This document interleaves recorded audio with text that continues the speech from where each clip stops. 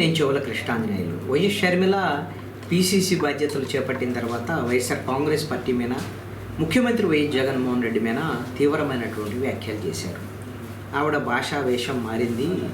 తీవ్రమైనటువంటి వ్యాఖ్యలు చేయటం వెనక ఈవిడ గతంలో అన్న వదిలిన బాణం అని చెప్పుకున్నారు. ఇప్పుడు చంద్రబాబు వదిలిన బాణం అంటూ కూడా వైఎస్ఆర్ కాంగ్రెస్ పార్టీ గట్టిగానే విమర్శలు చేసింది షర్మిలకి.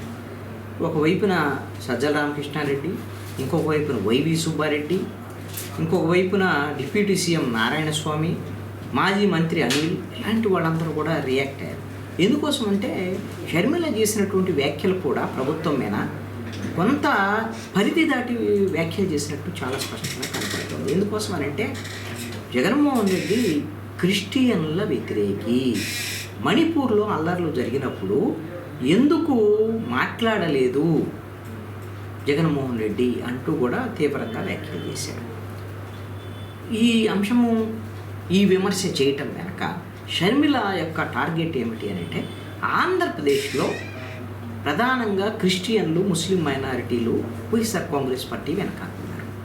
ఆ ఓట్లను తన వైపు తిప్పుకోవాలి, కాంగ్రెస్ వైపు తిప్పుకోవాలి అనేటువంటి లక్ష్యంతో షర్మిల ఈ వ్యాఖ్యలు చేసినట్టుగా కనపడుతుంది. అందుకనే సజ్జల రామకృష్ణారెడ్డి ఈ అంశాన్ని చాలా స్పష్టంగా ఇది చంద్రబాబు కుట్రలో భాగము, ఎలాగూ వాళ్ళకి క్రిస్టియన్, ముస్లిం మైనారిటీ ఓట్లు రావు తెలుగుదేశం పార్టీకి, అందుకోసమనే ఈ విధమైనటువంటి వ్యాఖ్యలు చేయించడం ద్వారాగా కుట్రపూరితంగా వైఎస్ఆర్ కాంగ్రెస్ పార్టీ నుంచి కాంగ్రెస్ పార్టీకి ఈ ఓట్లు వెళ్ళాలనేటువంటి చేశారు. దాని ద్వారా పరోక్షంగా లబ్ధి పొందాలనేటువంటి కుట్ర అనేటువంటి విషయాన్ని ఇప్పుడు చంద్రబాబు వదిలిన బాణం అని స్పష్టంగా అర్థమవుతుంది అనేటువంటి విషయాన్ని చెప్పారు. వాస్తవంగా చెప్పాలి అని అంటే వైఎస్ఆర్ కాంగ్రెస్ పార్టీ విమర్శల్లో కూడా వాస్తవం ఉంది. ఎందుకోసం అని అంటే ఈ మణిపూర్ అల్లర్లు జరిగినటువంటి సందర్భంలో షర్మిల కూడా వైఎస్ఆర్ తెలంగాణ పార్టీలో ఉన్నారు. ఆవిడ తెలంగాణ పార్టీ నడుపుతున్నారు. అప్పుడు కాంగ్రెస్ పార్టీలో చేరలేదు కదా ఇంకా. మరి ఆవిడేమన్నా విమర్శ ఈ విధంగా మణిపూర్ అల్లర్లు ఎందుకు చేశారు, ఎందుకు జరిగినాయి, ఏంటి, దీని వెనకాల బీజేపీ ఉందని ఏమైనా మాట్లాడారా, ఖండించారా? ఆవిడ ఖండించాలి ఆ రోజున. మరి ఆవిడ క్రిస్టియన్ల మీద అంత ప్రేమ ఉన్నప్పుడు ఖచ్చితంగా ఆ రోజున షర్మిల ఉండాల్సింది. ఎందుకు ఖండించలేరు అని అంటే అప్పుడు బీఆర్ఎస్ ప్రభుత్వం మీద, అక్కడ తెలంగాణ ప్రభుత్వం మీద ఏవో కూడా పోరాటం చేస్తుంటే పోలీసులు అరెస్ట్ చేసినటువంటి ఆ నేపథ్యంలో ప్రధానమంత్రి నరేంద్ర మోడీ ఈవిడకి ఫోన్ చేసి మాట్లాడారు. ఆ విధంగా సానుకూలత మా నరేంద్ర మోడీతో మాట్లాడటం, కొంత బీజేపీ పట్ల కొంత పరోక్షంగా సఖ్యత ఉండటం ఆవిడే మాట్లాడలేదు. మరి ఆవిడకేం అర్హత ఉంది ఇప్పుడు వీళ్ళ నుంచి వీళ్ళ విమర్శలు చేయటానికి? అదేవిధంగా నేను రాహుల్ గాంధీని ప్రధానమంత్రిని చేయాలనే తన తండ్రి ఆశయాలు నెరవేర్చడానికి వచ్చాను. ఈ విషయాన్ని కూడా చాలామంది తప్పుపడుతున్నారు. ఎందుకోసం అంటే రాహుల్ గాంధీని ప్రధానమంత్రి చేయాలంటే ఎంపీలు గెలవాలి కాంగ్రెస్ పార్టీ తరఫున.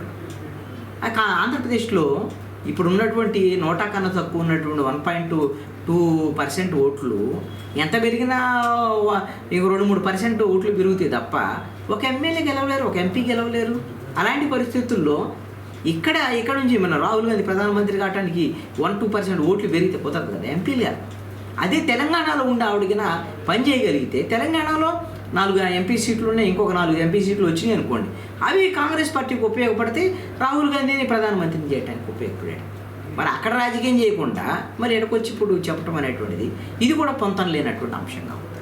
రెండో అంశం ఏంటంటే మొన్నటిదాకా తెలంగాణ అక్కడ నేను కోడల్ని, తెలంగాణ కోసం బరాబర్ నేను ఇక్కడే పోటీ చేస్తాను, అదేవిధంగా తెలంగాణ హక్కుల కోసం ఎవరి మీద నేను పోరాడతానని చెప్పి ఇప్పుడు ఆంధ్రాకి వచ్చి నేను ఆంధ్ర ప్రత్యేక హోదా, విభజన హామీలని చెప్పడం అనేటువంటి అంశాలు ఇవన్నీ కూడా కొంత ఆవిడని ప్రతి వాళ్ళు ప్రశ్నించేటువంటి విధంగా ఎందుకో షర్మిల రాంగ్ ట్రాక్లో వెళ్తున్నారు అనేటువంటి దాని మీద ఎక్కువ మంది ఈవిడ విశ్వసనీయత అనేటువంటిది రాజకీయాల్లో చాలా ముఖ్యమైనటువంటి అంశం. అదే కూడా రాజశేఖర రెడ్డి కుటుంబం అంటే మాట తప్పం, మడమ తప్పం, వీళ్ళు విశ్వసనీయత కలిగి కుటుంబం అని చెప్తూ ఉంటారు కదా. ఇప్పుడు షర్మిల ఈ విధంగా మాట మార్చుకుంటూ రావటం, కాంగ్రెస్ పార్టీ మీద ఎప్పటి నుంచో విమర్శలు చేశారు కదా. జగన్మోహన్ రెడ్డి దగ్గర నుంచి వైఎస్ఆర్ కాంగ్రెస్ పార్టీ ఫ్యామిలీ మీద తీవ్రమైనటువంటి వేధింపులు గురి చేశారని ఈ షర్మిలనే కాంగ్రెస్ పార్టీ మీద మాట్లాడారు. మొన్న తెలంగాణలో ఉన్నప్పుడు కూడా కాంగ్రెస్ పార్టీ రేవంత్ రెడ్డి మీద, అదేవిధంగా కాంగ్రెస్ పార్టీ మీద అసలు రాజశేఖర రెడ్డి బతికుంటే కాంగ్రెస్ మీద తుప్పు మన ముఖం మీద ఊసేవాడు, ఇవన్నీ మాట్లాడినటువంటి. ఇప్పుడు మళ్ళీ ఏ విధంగా మళ్ళీ ఈ ఆంధ్రప్రదేశ్కి వచ్చి కాంగ్రెస్ పార్టీ నెత్తికెత్తుకొని మరి అన్న వదిలిన మానవని ఆ రోజు తిరిగి ఈ రోజున అన్న ప్రభుత్వమేనే విమర్శలు చేయటం, ఇది ఎంత మేరకు సమంజసం అనేటువంటి చర్చ అయితే ఒకవైపు నుంచి జరుగుతుంది. వైవి సుబ్బారెడ్డి లాంటి వాళ్ళు కూడా ఇదే ప్రకటించారు. ఇప్పుడు కాంగ్రెస్ పార్టీ నువ్వు మాట్లాడినప్పుడు మాటలే కదమ్మా, ఇప్పుడు అవన్నీ మర్చిపోయి ఎట్లా నువ్వు కాంగ్రెస్ పార్టీ చేరావు ఏంటి, మరి ఈ విషయం మరి రాజశేఖర రెడ్డి ఆయన ఎక్కడున్నాడో ఆయన బాధపడతాడా లేదనేటువంటి విషయం. అయితే ఇక్కడ ఒక కీలకమైనటువంటి ప్రస్తావన చేశారు డిప్యూటీ సీఎం నారాయణ స్వామి. అసలు విజయమ్మ ఈవిడ వల్ల ఇప్పుడు అనవసరంగా ఆవిడ మనస్తాపానికి గురయ్యేటువంటి పరిస్థితి ఉంది. ఎందుకు అని అంటే ఈవిడ కాంగ్రెస్ పార్టీలో చేరితే కాంగ్రెస్ పార్టీ కదా మొత్తం రాజశేఖర రెడ్డి కుటుంబాన్ని అన్యాయం చేసింది. అందుకనే విజయమ్మ ఎవరితో పాటు కాంగ్రెస్ పార్టీలో చేరలేదు. ఆవిడ తీవ్రమైనటువంటి మనస్తాపానికి గురవుతున్నారు. ఈ కూతురు ఈవిడ రాజకీయం కోసం అని చెప్పేసి ఇప్పుడు అన్నాజల్లెల మధ్య పోరాటం కింద దీన్ని మారిస్తే రక్త బంధం కాస్త ఇప్పుడు సంబంధం కాస్త సంఘర్షణ కింద మారితే ఆవిడ మనస్తాపానికి గురవుతున్నారు. ఎందుకు ఇలాంటి పనులమ్మ తల్లి, ఆవిడ 70 ఏళ్ల వయసులో ఆవిడని ఎందుకు ఇబ్బంది పెడుతున్నాం అనేటువంటి విధంగా నారాయణ స్వామి కొంత సెంటిమెంట్ రేకెత్తించేటువంటి విధంగా మాట్లాడింది. ఉండవల్లి అరుణ్ కుమార్ లాంటి వాళ్ళు కూడా ప్రస్తావన చేశారు. విజయం అయితే మాత్రం కాంగ్రెస్ పార్టీ వైపు వెళ్ళేటువంటి అవకాశం, షర్మిలకు మద్దతు ఇచ్చేటువంటి అవకాశం కనపడటం లేదు. ఆవిడైతే మాత్రం ఎందుకోసం అంటే కాంగ్రెస్ పార్టీకి వ్యతిరేకంగానే ఉన్నారు, జగన్మోహన్ రెడ్డికి వ్యతిరేకంగా విజయమ్మ మాట్లాడేదానికి అవకాశం ఉండకపోవచ్చు అనేటువంటి విషయం కూడా చాలా స్పష్టంగా మాట్లాడేటువంటి ప్రయత్నం. ఈ షర్మిల అవకాశవాద రాజకీయం అనేటువంటి మాత్రం స్పష్టంగా కనపడుతున్నటువంటి పరిస్థితి. అందుకని ఈవిడ మాట్లాడేటువంటి మాటలకు విశ్వసనీయత లేనటువంటి పరిస్థితి కనపడుతుంది.